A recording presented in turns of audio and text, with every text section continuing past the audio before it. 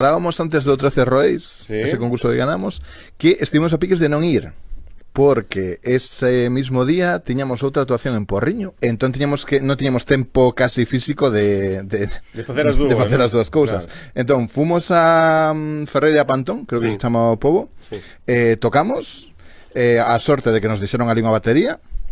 Despois xa correndo, xa nin podíamos estar presentes para os resultados. Correndo para Porriño tamén, con o noso técnico estaba ali montando a todo tren para chegar e tocar tamén.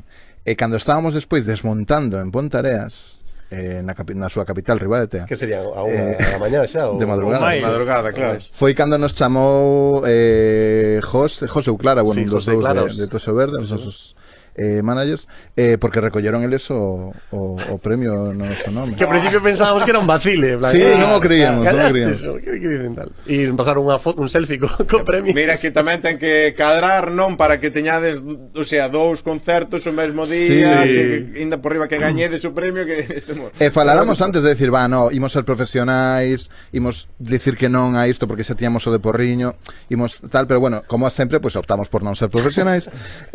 Suele salir ben, o sea Que ao final pensábamos tamén non ir porque, fijo que non gañamos, o sei Claro, que tal. Foi unha sorpresa, bueno, que decía Martín antes, un chute de De autoestima, adrenalina, ¿no?